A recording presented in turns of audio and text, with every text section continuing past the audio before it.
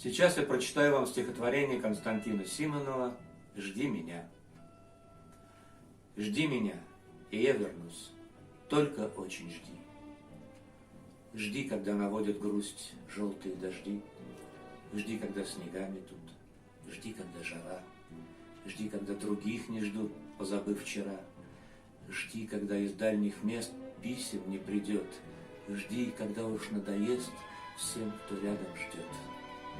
Жди меня, и я вернусь. Не желай добра всем, кто знает наизусть, что забыть пора. Пусть поверят сын и мать в то, что нет меня. Пусть друзья устанут ждать, сядут у огня, выпьют горькое вино напомин души. Жди, и с ними заодно выпить не спеши. Жди меня, и я вернусь всем смертям назло. Кто не ждал меня, тот пусть скажет повезло. Не понять не ждавшим им, как среди огня, ожиданием своим ты спасла меня. Как я выжил, будем знать только мы с тобой.